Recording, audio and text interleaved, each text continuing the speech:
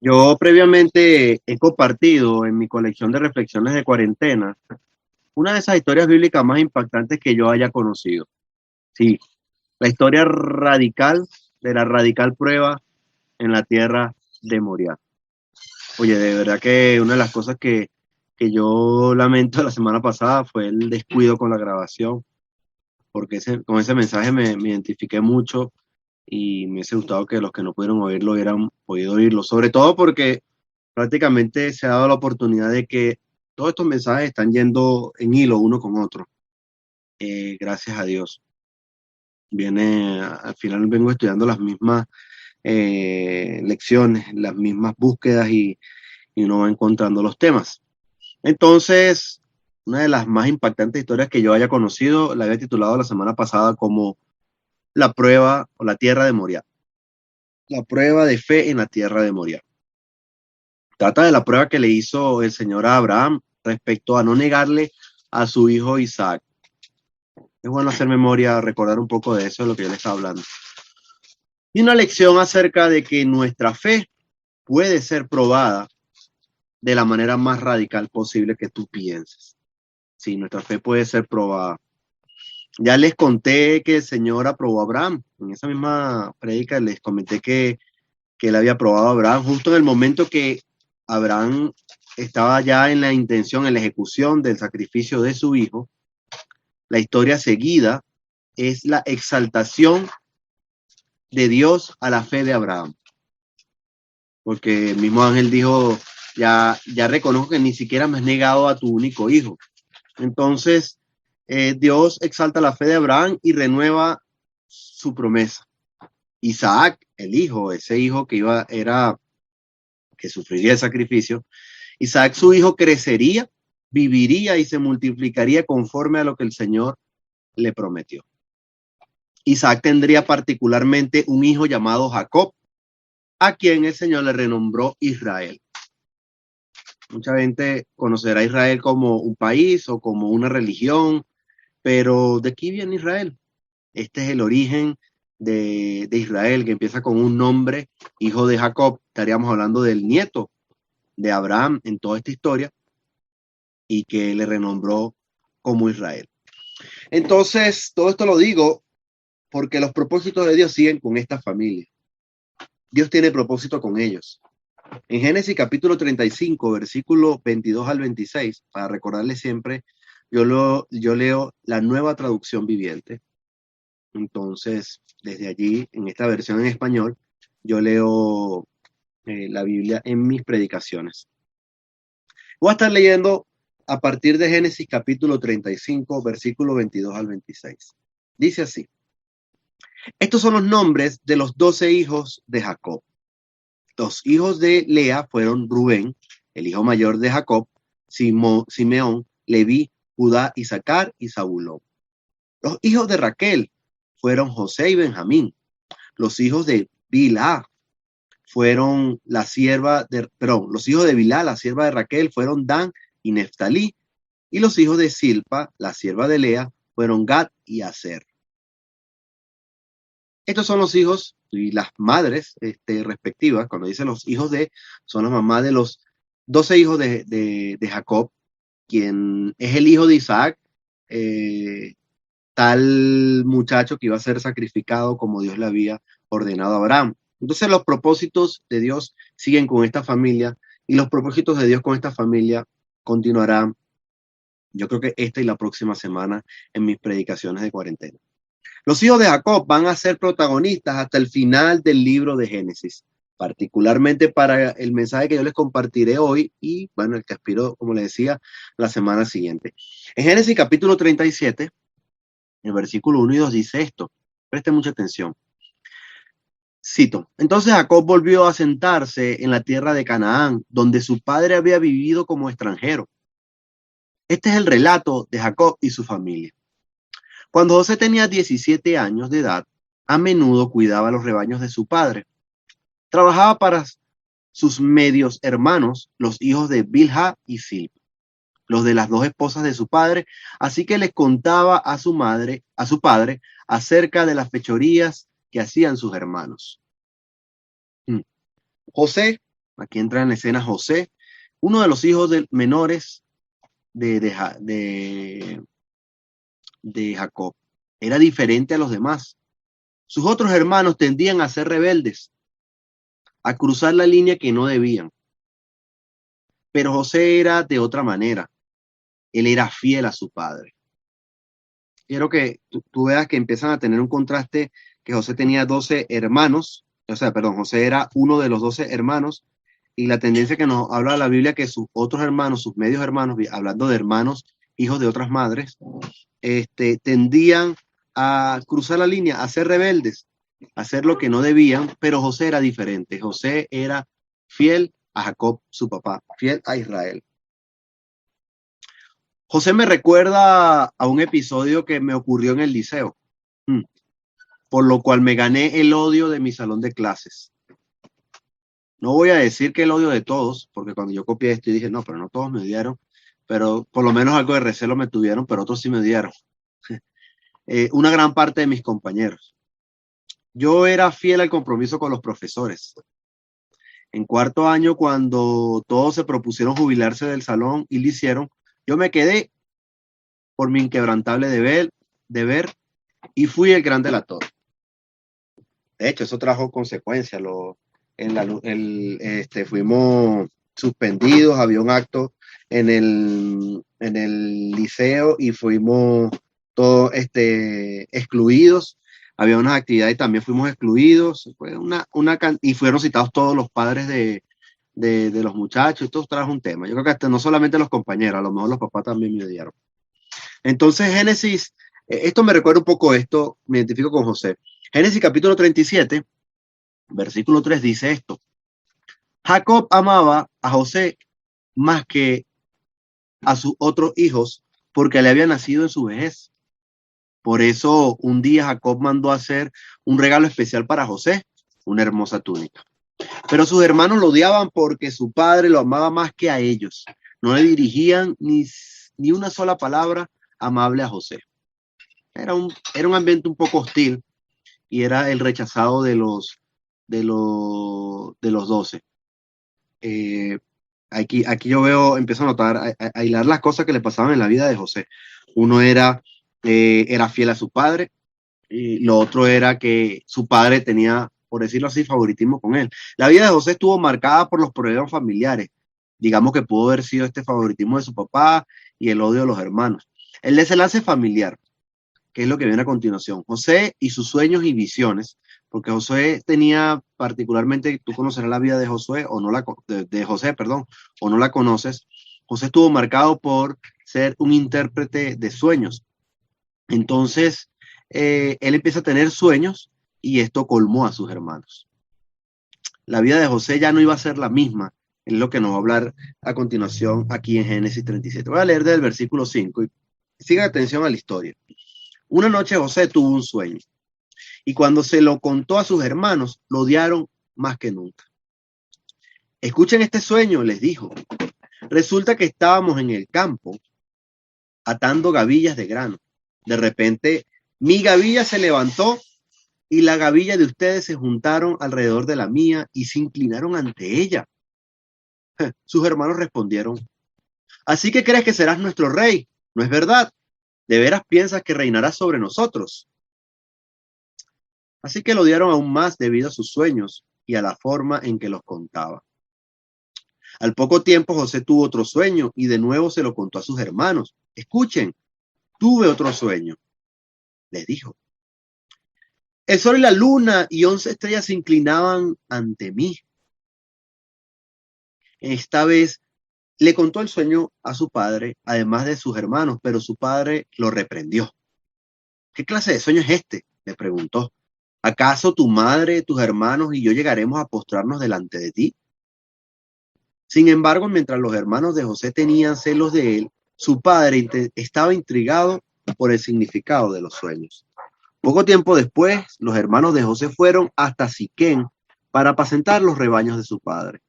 Cuando ya estaban un buen tiempo allí, Jacob le dijo a José, tus hermanos están en Siquem, apacentando las ovejas.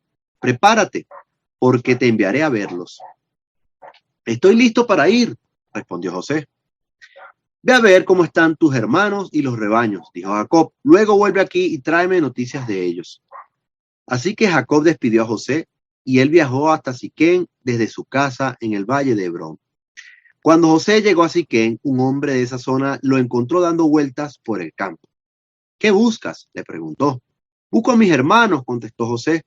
¿Sabe usted dónde están apacentando sus rebaños? Sí, le dijo el hombre, se han ido de aquí, pero les oí decir, vayamos a Dotán. Entonces José siguió a sus hermanos hasta Dotán y allí los encontró. Parte un poco de la historia de José para comprender o llenarnos el contexto de su desenlace. Muy particular. ¿Recuerda lo que yo le dije en mi etapa en el liceo? Bueno, hacer lo correcto trae consecuencias, porque la maldad en nuestros corazones se opone a lo correcto. Cuando nos dejamos llevar por nuestra concupiscencia, entiéndase nuestros deseos a lo malo. De hecho, el diccionario griego dice nuestros intensos deseos hacia algo, particularmente lo malo. Entonces, cuando nos dejamos llevar por nuestras concupiscencias, nos opondremos a lo correcto y lo odiaremos. Parte de lo que quizás está pasando, interpretando un poco lo que está pasando en los hermanos de José. ¿Será uno el sapo? ¿Será uno el soplón o el nerd? En mi caso, en mi liceo. Mis compañeros varios me odiaron. Y ya en quinto año tuvo que hasta salir a defenderme mi papá y sus compañeros. Me recuerdo que mi papá fue con 6 policías. Increíble. Bueno, eso fue un desastre con la dirección y muchas cosas. Siempre lo malo se va a oponer al bien. Yo no era el bien en el liceo. El bien era estar en clases. Pero siempre lo malo se va a oponer al bien. Y esa es una naturaleza espiritual.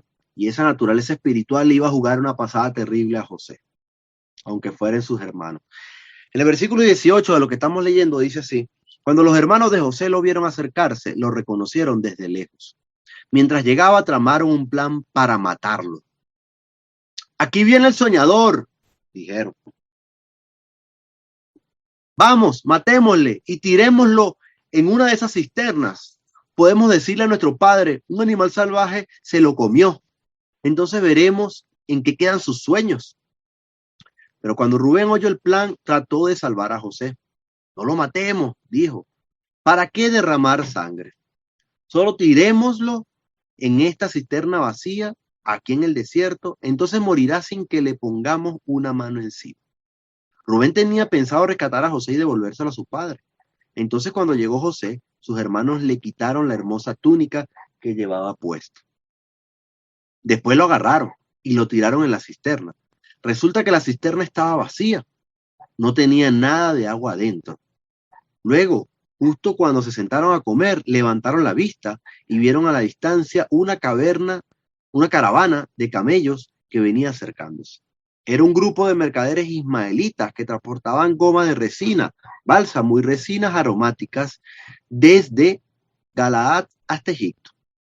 Judá dijo a sus hermanos: ¿qué ganaremos con matar a nuestro hermano? Tendríamos que encubrir el crimen. En lugar de hacerle daño, vendámoslo a esos mercaderes ismaelitas. Después de todo, es nuestro hermano, de nuestra misma sangre.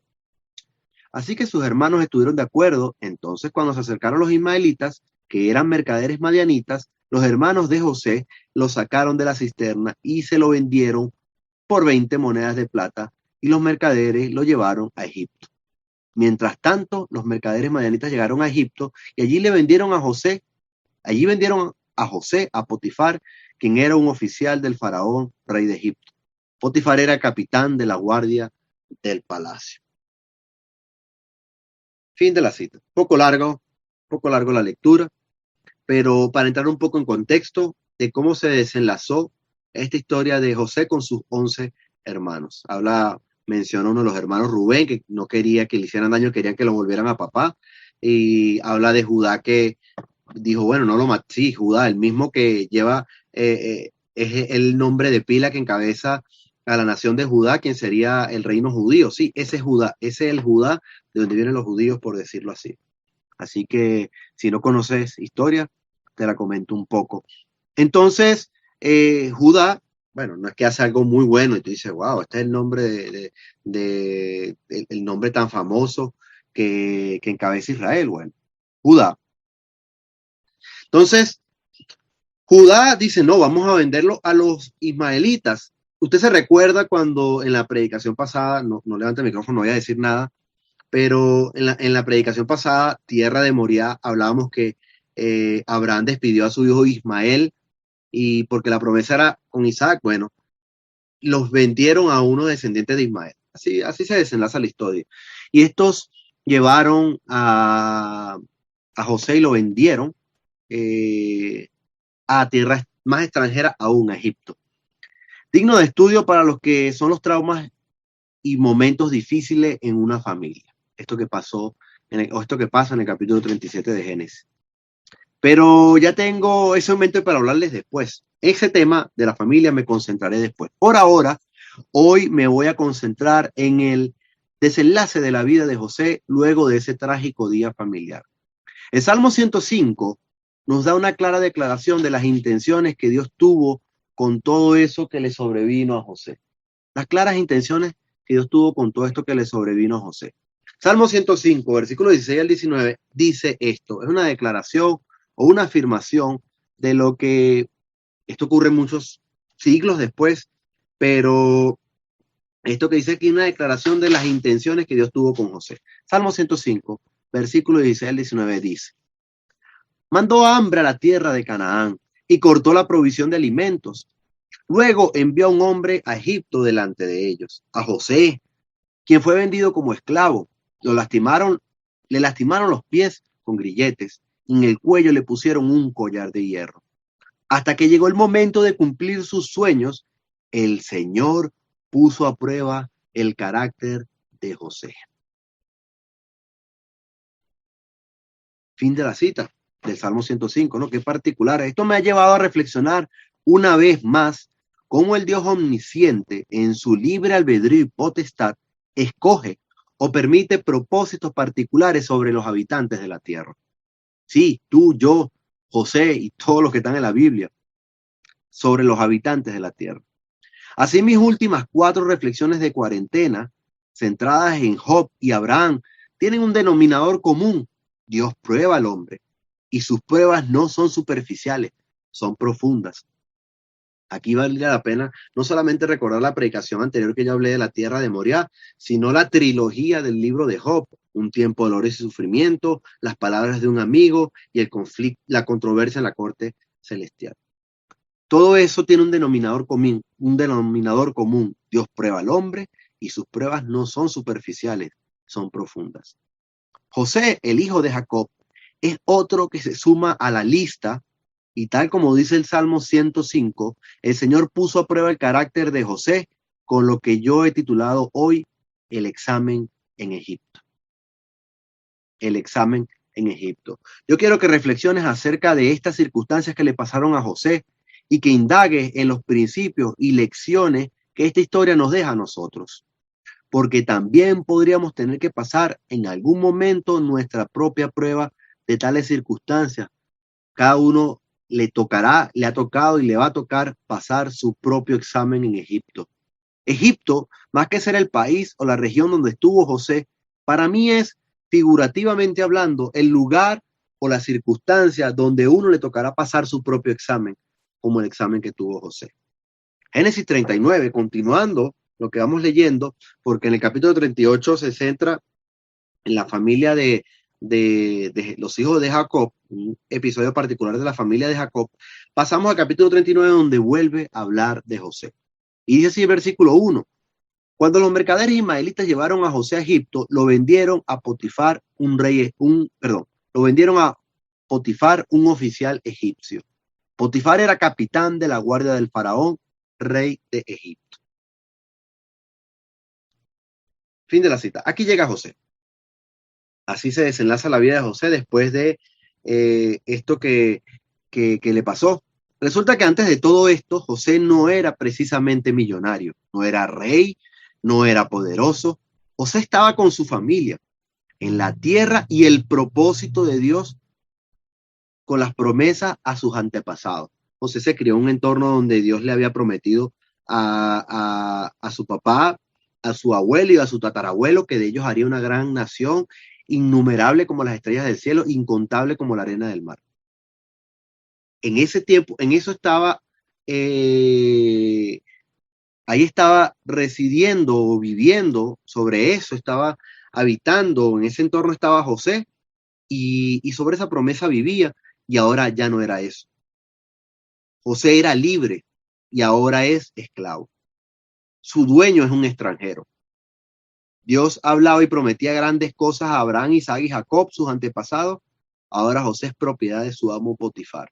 La vida de José está en manos de Potifar. Quiero que en estos detalles tú trates de notar, de identificar, en grosso modo, cómo ha cambiado la vida de José. No es que, ay, se le llevaron a Egipto y lo vendieron. No, todo lo que ha cambiado en la vida de José. Dios tenía un pacto, una promesa con él, allá en Canaán, donde estaban sus padres, sus predecesores, abuelo, tatarabuelo, su familia ahora está en una tierra, digamos, pagana, en una tierra extranjera. Génesis 39, versículo 2 en adelante, cito, dice así, vamos a leer del 2 al 6, cito, el Señor estaba con José. Por eso tenía éxito en todo mientras servía en la casa de su amo egipcio. Potifar lo notó y se dio cuenta de que el Señor estaba con José y le daba éxito en todo lo que hacía. Eso agradó a Potifar, quien pronto nombró a José su asistente personal. Lo puso a cargo de toda su casa y de todas sus posesiones. Desde el día en que José quedó encargado de la casa y de las propiedades de su amo, el Señor comenzó a bendecir la casa de Potifar por causa de José. Todos los asuntos de la casa marchaban bien y las cosechas y los animales prosperaron, pues Potifar le dio a José total y completa responsabilidad administrativa sobre sus posesiones. Con José a cargo, Potifar no se preocupaba por nada, excepto qué iba a comer. Fin de la cita. Tremendo. Tremendo. Fíjense, a pesar de la desgracia propiciada por sus hermanos, el Señor no ha dejado de estar con José. Tremendo. Este tenía éxito en todo. Potifar notaba que la presencia de Dios estaba con José. José fue puesto a cargo de todo, dice la Escritura. Todos los asuntos de la casa marchaban bien, las cosechas y los animales prosperaron. A pesar de que José quedó afuera, yo creo que Potifar vino a ser un mejor, si lo veo desde este punto de vista, Potifar vino a ser un mejor compañero que sus hermanos. Creo que todos quisiéramos tener un jefe como Potifar. Potifar es un hombre bueno en esta historia, ¿verdad que sí? Se dio cuenta de la presencia de Dios, confió en José y dejó que Dios obrara. Un hombre que no era el que tenía las promesas que tenía Abraham, Isaac y Jacob.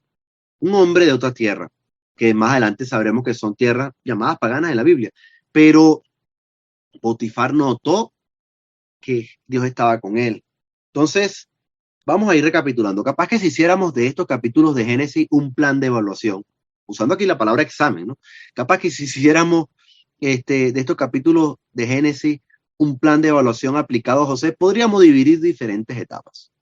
La evaluación número 1, la fidelidad de José a su padre, respecto a lo que hacían sus hermanos. José pudo haber preferido la comodidad de estar bien, siendo del agrado de sus hermanos, y con sus hermanos no delatarlos delante de su padre como un soplón del liceo de cuarto año. Él pudo haberse quedado con sus hermanos y seguiría viviendo las comodidades de su familia y, digamos, entre comillas, las promesas de Dios allá en Canaán. La evaluación número 2 que yo veo que se encuentra José aquí es la casa de Potifar. José entra como esclavo y es un hombre diligente, trabajador.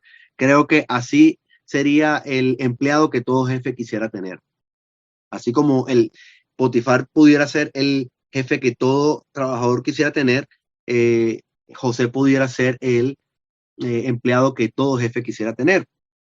Y viene la tercera evaluación, la número 3.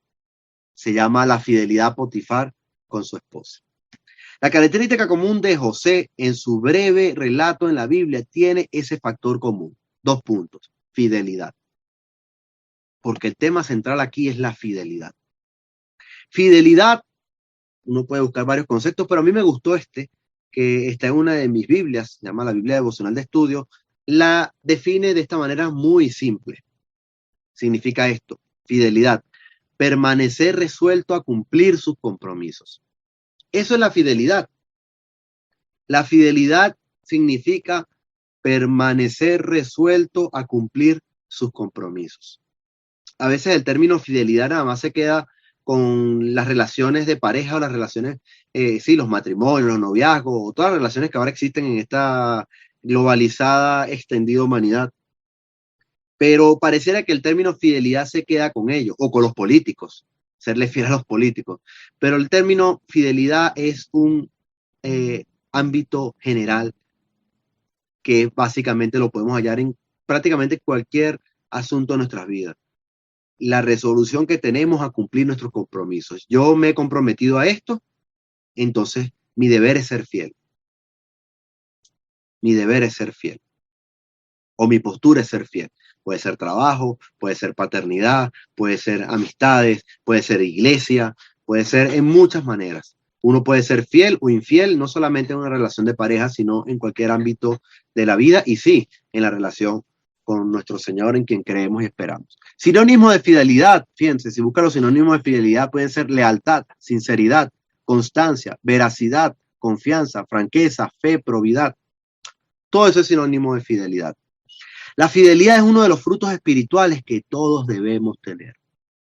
Recuérdenlo siempre, la gente piensa que la vida espiritual consiste en leer mucho Biblia, en hacer muchas oraciones o en ser intachable, faltar a la iglesia. Eso es religiosidad. Pero la clase del espíritu, la clase de fruto que el Espíritu Santo produce, lo dice Gálatas 5:22 y lo resume fácilmente. La clase de fruto que el Espíritu Santo produce en nuestra vida es amor, alegría, paz, paciencia, gentileza, bondad y fidelidad. Entonces, la fidelidad es uno de los frutos espirituales que produce en nosotros el Espíritu Santo. Así que yo considero muy valioso, vital, el ejemplo de la vida de José. Porque la fidelidad no es un mero atributo religioso como decir, mira el color de mi camisa. La fidelidad no es algo superficial, no es una cosa menos o algo que simplemente tiene un título. La fidelidad es una virtud que va a ser probada y que su prueba es muy dura.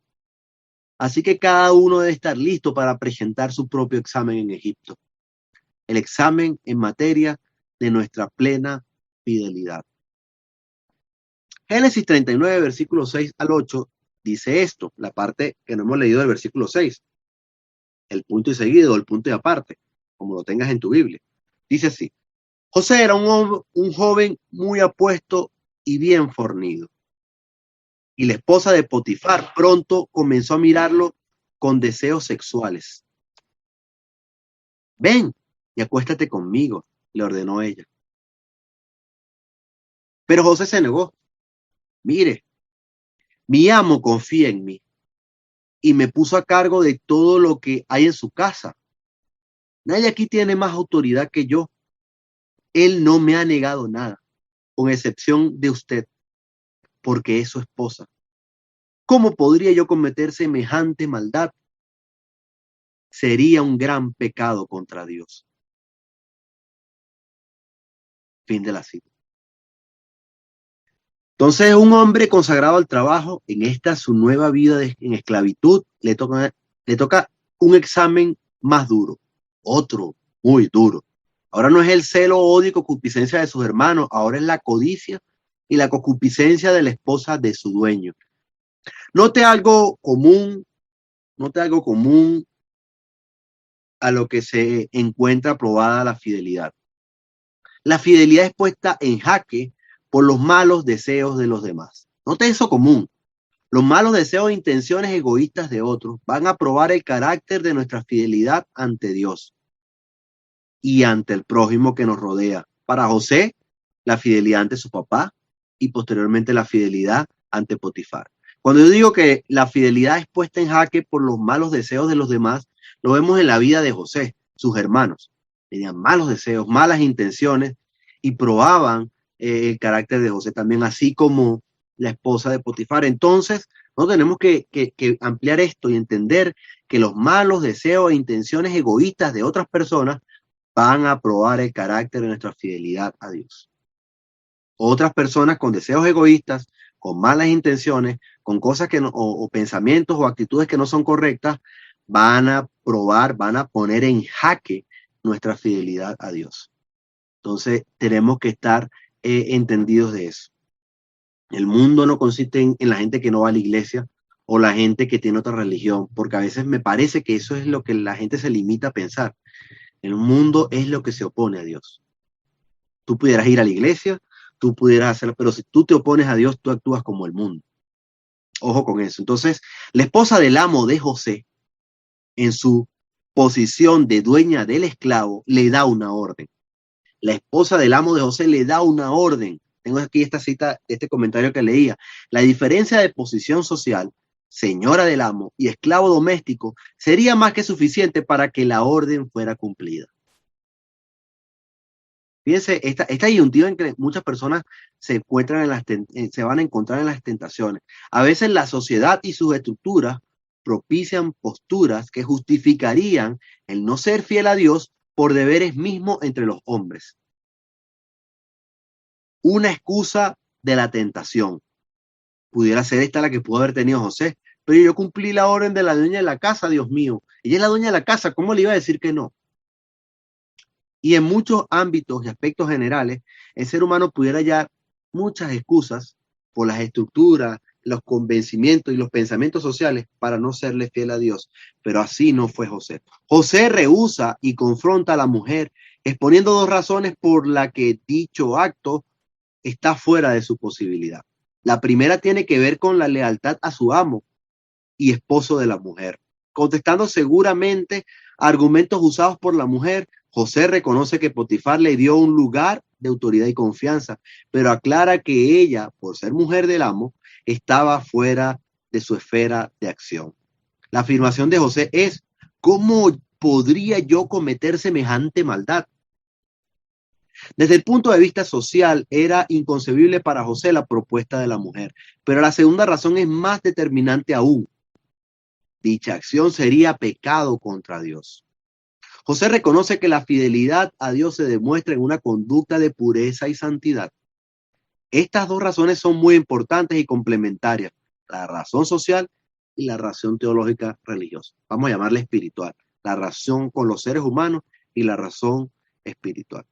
Aquí se refleja la convicción de José, que no estaba orientada por circunstancias o ganancias ventajosas, sino por su fidelidad a Dios. Simple. Las personas que responden como José es porque están dispuestos solo a ser fieles. Solo a ser fieles. Yo cuando redactaba esto, a uno le pasan flashback, recuerdos, vamos a decirlo así, por la mente de circunstancias y cristianos que por alguna situación, alguna prueba o alguna tentación dejaron de serle fieles al Señor. Pero la motivación para superar cualquier día es estar lleno de las convicciones de José. Fíjense, la frase final de aquí que leímos, que José dice a su ama, la esposa de su amo, es la clave de la fidelidad de José. ¿Cómo yo podría cometer semejante maldad? Sería un gran pecado contra Dios. Es una frase que deberíamos memorizar en nuestros corazones todos los días para cuando tengamos que enfrentar nuestro propio examen en Egipto. No ser avergonzados, sino salir aprobados. Yo recuerdo en Caricuado cuando hacía evaluaciones, increíble cómo se quejaban de mí. Las pruebas, mucha gente no presentaba las pruebas, pero la gente se quejaba de mí tremendamente. Yo, no, hombre, ¿no? El examen, de verdad que yo era lo que más me recuerda las quejas que los exámenes mismos. La gente no quería, la gente me decía que no es obligatorio, que tienen muchas cosas que hacer, pero yo persistía en ello y le decía estas cuestiones que no consiste en grabarse la Biblia. Yo le estoy diciendo a usted, impulsándole a ustedes que se graben versículos, palabras claves que nunca nos podemos olvidar. Si hoy fuera reunión de Caricuado y yo estuviera en el mismo plan de los exámenes, yo le diría esta frase que José dice aquí, es el versículo 10, que dice José en el versículo 10, tú deberías grabártela, en el versículo 9, tú deberías grabártela, tatuártela en tu vida, en tu corazón. ¿Cómo podría yo cometer semejante maldad? Sería un pecado contra Dios. Porque esa es la frase que te va a faltar cuando Satanás te venga a tentar o cuando Dios te quiera probar. Así como ellos quisieron hacerlo con Job en el caso de la vida de él. Así que esa nos podría librar de aprobar un examen en Egipto. El versículo 10, seguimos leyendo, dice: día tras día ella seguía presionando a José, pero él se negaba a acostarse con ella y la evitaba como podía. Cierto día, sin embargo, José entró a hacer su trabajo y no había nadie más allí. Ella llegó, lo agarró del manto y le ordenó: vamos, acuéstate conmigo. José se zafó de un tirón, pero dejó su manto en manos de ella al salir corriendo de la casa. Fin de la cita. José estuvo asediado, y así son las pruebas. ¿Qué es asedio? Asediado. Bueno, el asedio, bueno, cuando me preguntan el término, yo recuerdo que el término asedio viene de un dispositivo de guerra que usaban para tumbar muros, una máquina que martillaba constantemente. De hecho, veía parte de la historia que la máquina daba y pasaba mucho tiempo, así como tardaron para tumbar las murallas de Jerusalén. Así tardaba mucho tiempo para invadir la ciudad. De ahí recuerdo que viene originalmente la palabra asedio. Entonces, estaba constantemente constantemente dar hasta lograr un fin. Entonces, así son las pruebas. Nos asedian a todos, nos dan golpes y golpes para intentar tumbarnos en la lona. Estuviéramos hablando de boxeo o algún tipo de arte marcial o disciplina deportiva de lucha. A esto se enfrentaba José. No precisa cuántos días, pero dice que día tras día. Él persistía en su actitud fiel hasta que fue puesto en situación extrema. ¿Qué es la que ocurre aquí? Nosotros tenemos que ser sobrios en que las tentaciones no son jugadera de carritos. Las tentaciones van a ponernos contra las cuerdas, nos van a asediar, nos van a asfixiar, y esa es la naturaleza y el propósito de ellas. Si dijéramos que las tentaciones fueron creadas, entonces fueron creadas para asediarnos, para asfixiarnos, para hacernos caer, día tras día. Entonces, este comentario también leía por ahí: ya no era momento de aguantar o dar razones. José interpretaba muy bien la gravedad de la situación y actúa conforme a ello. No había otra salida sino la de escapar y alejarse de la mujer. José pasa por otro examen y afortunadamente para las razones de su fidelidad, él huye. Huir, lo que manda Dios ante la tentación. Muchos cristianos pretenden luchar codo a codo con las tentaciones, pero el deber es huir, salir corriendo. José no jugó a resistir.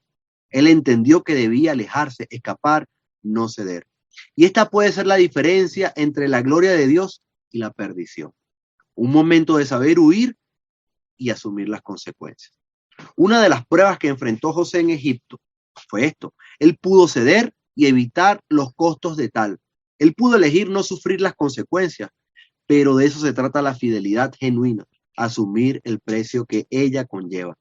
Hoy en día, José nos enseña que si queremos ser fiel, tenemos que sufrir el costo. Y el costo es lo que viene, porque todavía no he leído o no he hablado para ustedes el costo de lo que le pasó a José. Porque si ser fiel a su padre conllevó a José a la esclavitud, ser fiel a Potifar conllevó a José a ser esclavo preso. Un preso que estaba encarcelado junto a los presos políticos.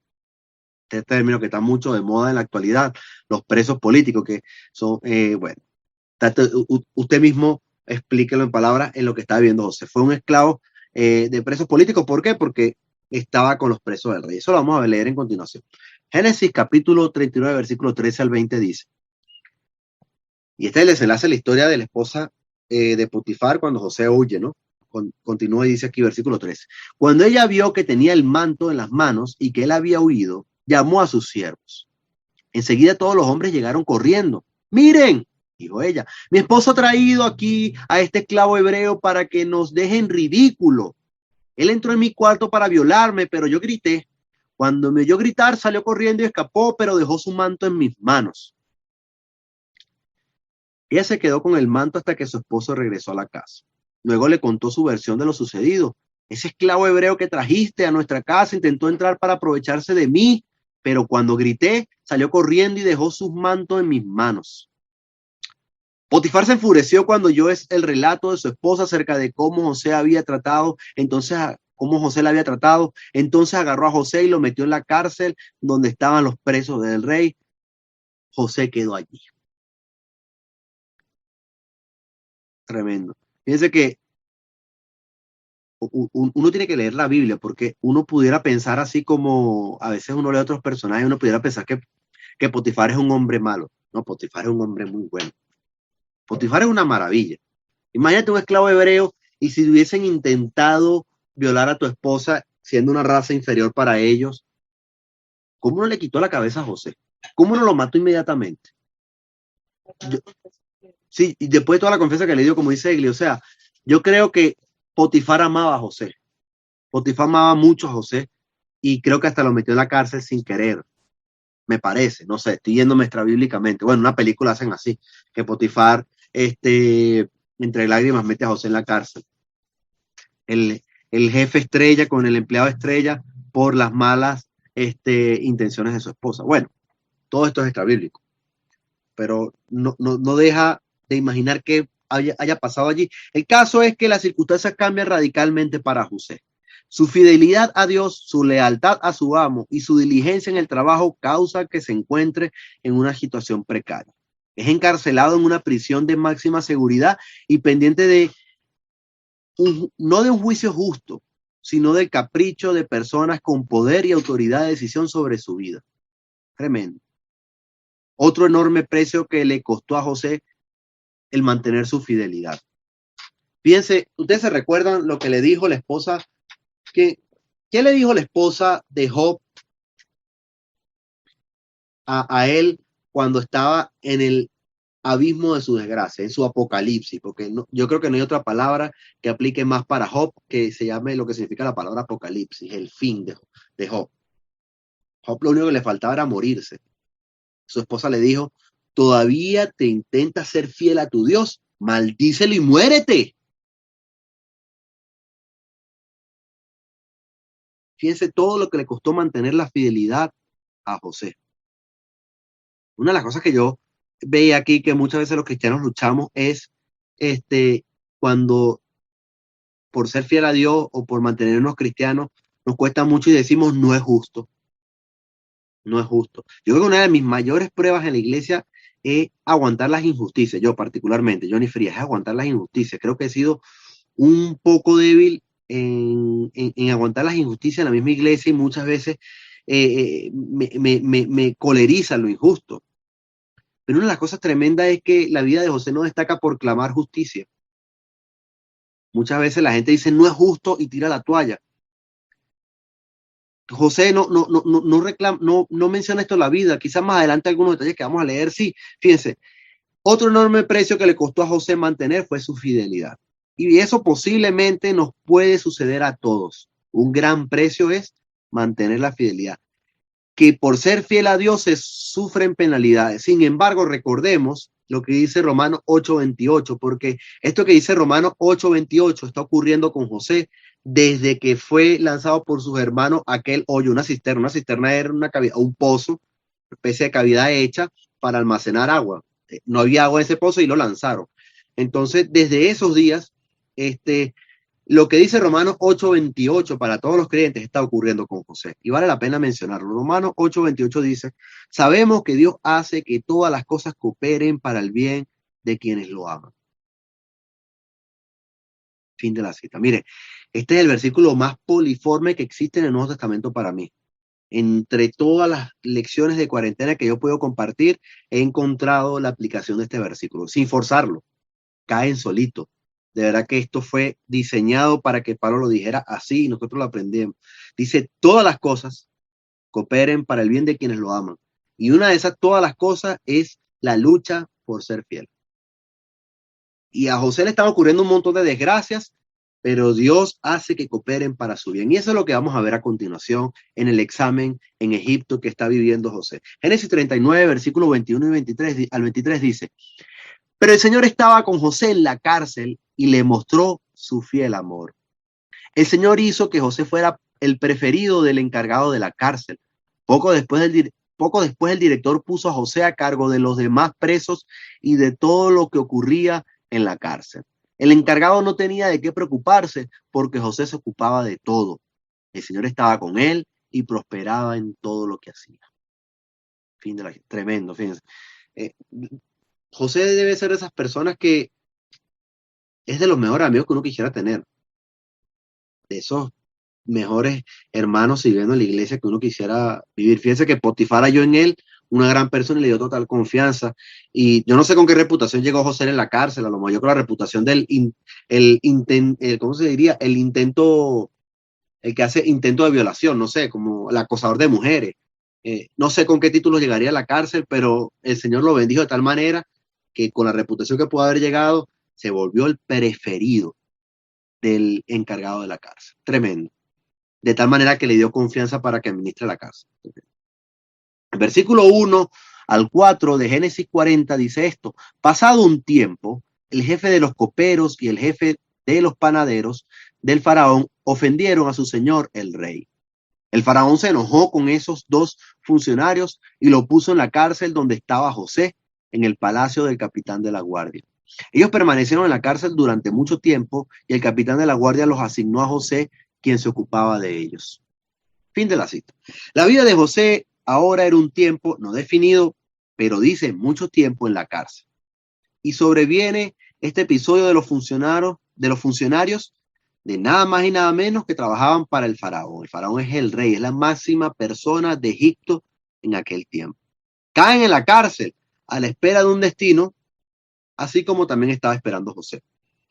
Y así como José tuvo un sueño profético en aquellos días cuando era libre en la casa de su padre, ahora serían estos dos funcionarios que tendrían un sueño cada uno. El copero y el panadero, que eran sus roles, tendrían un sueño cada uno. Y por voluntad de Dios, en la cárcel, José sería para ellos un profeta.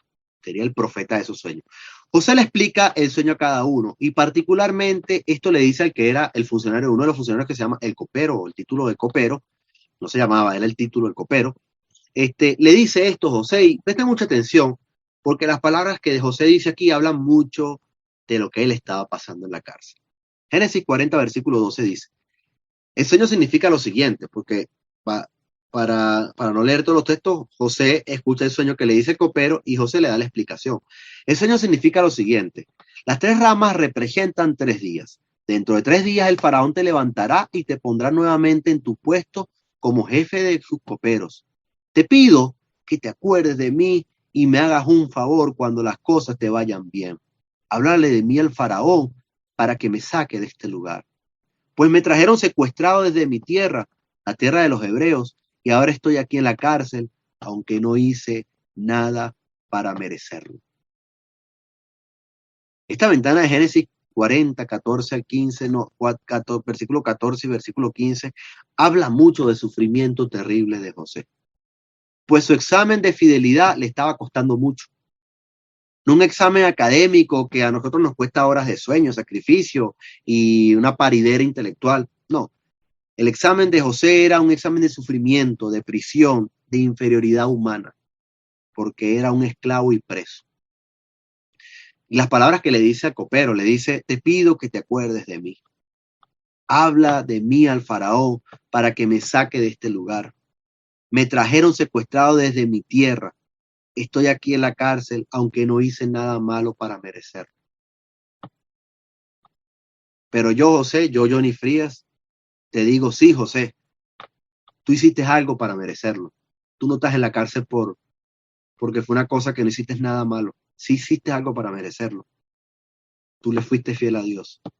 Y ser fiel a Dios se pagó con cárcel. Entonces, José, tú hiciste algo para merecer la cárcel. Para merecer la esclavitud y la penuria humana. Serle fiel a Dios. Literalmente las interpretaciones proféticas de José se cumplieron. En el versículo 23 de Génesis 40 dice: sin embargo, el jefe de los coperos del faraón se olvidó de José por completo y nunca más volvió a pensar en él. Yo cuando estudiaba esto hace unos meses, cuando buscaba textos acerca de la resiliencia, porque algunos escritores bíblicos dicen que esto es una historia de resiliencia. No me parece que es precisamente una historia de resiliencia. Eh, me ponía a pensar cómo habrá sido la amargura de José. Mira, pana, hice un milagro, una interpretación de sueños. Dime quién te interpreta sueños. Pero no, José siguió así y pasaron 2 años. A pesar de su don profético, las visiones de sueños, José fue olvidado y su sufrimiento siguió prolongado 2 años más. Cumplido ese tiempo, le ocurriría al mismo faraón un par de sueños que le inquietaron, una pesadilla. Aquel famoso de las vacas, ¿usted ha escuchado lo de las vacas gordas y las vacas flacas? Eso es demasiado famoso. Es uno de los sueños. También tuvo el sueño de las, ¿cómo se llama? Las espigas estas flacas y marchitas y las espigas fuertes, 7 y 7. Entonces allí que el copero se acordó de aquel hombre místico en la cárcel. ¿Por qué le digo místico? Porque no hay cualquier hombre que tenga la habilidad que Dios le haya dado de interpretar sueños. Entonces el copero dijo, ay, chamo, hace 2 años. ¿Verdad que sí? Yo le dije a él que le iba a ayudar, qué pena. Entonces, inclusive, cuando usted lee la historia, si la lee completa, él le dice, el copero le dice al faraón, he recordado mi falta. Mi falta es que me olvidé de aquel hombre que le iba a ayudar. Resumiendo un poco. Entonces, el copero se acuerda y le comenta, mira, hay un hombre que me dijo exactamente lo que me iba a ocurrir a mí en la cárcel y por eso estoy aquí, parafraseando un poco. Entonces José es traído ante el faraón y se dispone a ayudar al faraón en nombre del Dios de Abraham, Isaac y Jacob. En el versículo 16 del capítulo 41 de Génesis dice esto: no está en mis manos el poder para hacerlo, respondió José, pero Dios puede decirle lo que su sueño significa y darle tranquilidad. Entonces, José le explica todo lo de los sueños a continuación en los versículos siguientes, y luego de los duros exámenes que le tocó vivir a José, José es redimido. Hermano, después de todas estas predicaciones que yo le he dado en cuarentena y usted por ahí tiene al alcance de oír los audios que yo he ido grabando, cuántas historias difíciles de sufrimiento, de dolor, de tragedia, de desgracia, no han terminado con la redención de Dios. Porque Dios, como dice la Escritura, sabe rescatar a los que le son fieles. Dios sabe rescatar a su pueblo de las dificultades y las usa para un propósito mayor. Entonces, luego de un duro examen, José es redimido. En el versículo 37 al 46 de Génesis nos dice esto. Vamos a leerlo. Las sugerencias de José fueron bien recibidas por el faraón y sus funcionarios. Entonces el faraón preguntó a sus funcionarios, ¿acaso encontraremos a alguien como este hombre tan claramente lleno del Espíritu de Dios? Así que el faraón dijo a José, como Dios te ha revelado el significado de los sueños a ti, es obvio que no hay nadie más sabio e inteligente que tú. Quedarás a cargo de mi palacio y de toda mi gente recibirá órdenes de ti. Solo yo, sentado en mi trono, tendré un rango superior al tuyo.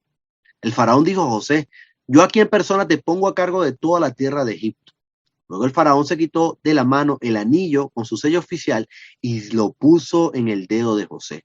Lo vistió con ropas de lino de la mejor calidad y le puso un collar de oro.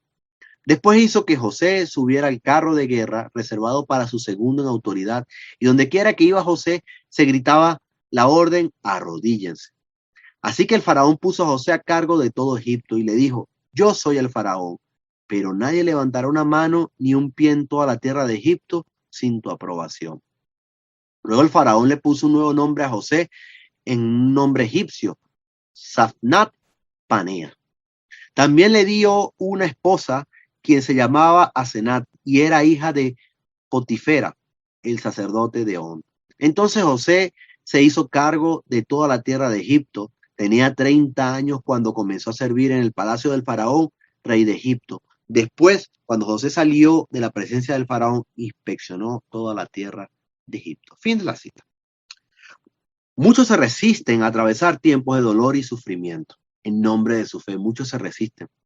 Muchos bajan los brazos. ¿Qué le valió sufrir a José a causa de su fidelidad? Bueno, ¿qué le valió? De estar en casa de Potifar muy bien, porque José estaba muy bien en casa de Potifar. Creo que la vida soñada de cualquiera es la vida que José tiene en casa de Potifar.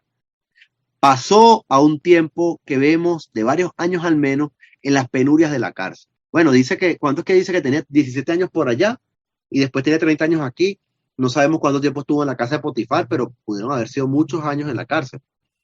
Entonces, pasó un tiempo de varios años en la cárcel, pero su persistencia en la fidelidad le llevó a un premio inconmensurable. De gobernar una casa, José se convertiría en uno de los hombres más poderosos del mundo. Y si Egipto fuera la mayor civilización de la época, podríamos al menos hablar del segundo hombre más poderoso del mundo. Todo porque en el pasado fue íntegramente fiel y el Señor en respaldo estuvo con él. El faraón le llamó Safnat Panea, que posiblemente, dicen las traducciones, significa Dios habla y vive. Esto identificaba a José. Miren la fidelidad de José, que se llevó, su nombre era egipcio, pero su nombre significaba Dios habla y vive. ¿Tú te imaginas que tú, por ser fiel a Dios, íntegro a Dios y guardar tu compromiso con Dios, que tu compromiso, así como José, fíjense, José era fiel a Potifar porque era un compromiso con Dios. Y que tú, por ser fiel así y por mantener tu fidelidad, tu compromiso en las cosas que has resuelto cumplir, tú tengas un título tan bonito como que diga Dios habla y vive. Que las personas te bendigan por tu fidelidad a Dios, pero eso te puede costar años de terrible dolor y sufrimiento. La fidelidad es recompensada, hermanos. Eso lo vemos en estos versículos y los últimos versículos que voy a leer de Génesis capítulo 41, versículos 50 al 52. La fidelidad es recompensada. Cito, dice así: durante ese tiempo, antes del primer año de hambre, le nacieron 2 hijos a José y su esposa Asenat, hija de Potifera, el sacerdote de On. José llamó a su hijo mayor Manasés, porque dijo: Dios me hizo olvidar todas mis angustias y todos los días, Dios me hizo olvidar todas mis angustias y a todos los de la familia de mi padre. José llamó a su segundo hijo Efraín, porque dijo: Dios me hizo fructífero en mi tierra de mi aflicción, en esta tierra de mi aflicción. Entonces, fíjense lo que José identificó en el nacimiento de sus 2 hijos. Dios lo hizo olvidar las angustias que vivió con la familia de su padre. ¿Se recuerdan cómo lo desecharon sus hermanos? Y a su segundo hijo le puso el nombre que significa que Dios lo hizo fructífero en la tierra donde pasó su aflicción. Hasta aquí llega mi paseo por la vida de José el día de hoy. Una vida muy difícil, con constante oposición a su carácter de fidelidad, pero que luego de pasar su examen en Egipto, encontró la bendición de Dios. Todo por ser fiel, sufrir, ser aprobado, ser castigado, pero ser acompañado por Dios. Y al final, salvado y recompensado. Todo esto es la historia de José. El examen de la fidelidad no resultará en una nota para pasar de un grado de educación, un grado académico al siguiente. Más que eso, la nota que obtendremos es la recompensa de Dios. Dios estuvo protegiendo a José a pesar de las dificultades, porque uno de los principios de Dios es morar con los fieles. Proverbios 2:8 dice: Él cuida la senda de los justos y protege a los que le son fieles. Grábese esto, hermano. Grábese esto cuando usted diga: no tengo sentido lo que estoy pasando, no encuentro sentido, todo el mundo hace lo que le da la gana, todo el mundo se puede portar mal, y yo, ¿por qué tengo que aguantar esto? Por ser cristiano. ¿De qué sirve ser cristiano? Ya no aguanto más, resisto, yo lo voy a dejar. No. Recuerdes estos versículos que dice: Él cuida la senda de los justos y protege a los que le son fieles. A pesar de todas las aflicciones que José pasó, el Señor estuvo con él. En uno de los versículos que leímos, dice que Dios le mostró su fiel amor. Ay, Johnny, pero ¿cómo tú vas a decir que un fiel amor de Dios se puede mostrar en una cárcel de presos políticos? Dios le mostró su fiel amor. Después la recompensa fue mucho más grande. Y uno de los versículos que dice: Él protege a los que le son fieles. Hermano, si a usted le pasan cantidad de cosas y usted es fiel a Dios, la fe le dice a usted que Dios lo protege. Si usted cree en este Dios de Abraham, Isaac y Jacob, de donde viene la simiente de Cristo en quien creemos nosotros, si usted cree en este Dios, usted tiene que saber, yo tengo que saber que Él nos protege porque le somos fieles. Así que esto nos incentiva a ser fieles. El sufrimiento por hacer lo que es correcto tendrá su recompensa. El sufrimiento por hacer lo que es correcto tendrá su recompensa. De eso nos habla Romanos 8:18. Dice, lo que ahora sufrimos no es nada comparado con la gloria que Él nos revelará más adelante. Amén. Lo que ahora sufrimos no es nada comparado con la gloria que Él nos revelará más adelante. José estaba preso, José esperaba que un copero lo ayudara, una palanca, un contacto, sácame de aquí, no quiero estar más aquí, yo no soy de aquí, yo soy hebreo, yo no hice nada malo para merecerlo. Pudiéramos decir que José sabía que no era justo lo que le estaba pasando, pero todo eso, por ser fiel a Dios, más adelante recibió una recompensa increíble. José llegó a ser uno de los hombres más poderosos del mundo. Tremendamente. Si usted lee la historia después de José, la gente de dicen, todos los reyes, todos los lugares del mundo venían a pedirle a José comida. Y José tenía tanto don de Dios que tenía la capacidad administrativa para darle comida, venderle comida a los de otras tierras, muy lejanas, muy lejanas. Pudiéramos hablar que José fue uno de los mayores gobernantes de la historia. Si nuestro país fuera verdaderamente cristiano, en los próceres no solamente habrían próceres de guerra, sino habría una estatua de José, porque José tendría que estar allí. Porque los héroes de la fe tienen que inspirarnos el día de hoy. Pero hace falta un país más cristiano. Salmos 18:25 dice, miren esto, con los fieles te muestras fiel. A los íntegros le muestras integridad. Dios es un Dios que nos prueba constantemente. Si tú eres fiel, Dios va a ser fiel contigo. Si tú eres íntegro, Dios va a mostrar su integridad contigo. Entonces, el esfuerzo tendrá alguna recompensa, aunque tengamos que pasar días en la cárcel, aunque tengamos que personas como esposas como Potifar nos azoten, o personas que queramos tanto como nuestros hermanos nos tiren una cisterna o piensen en matarnos. Dios estará con nosotros.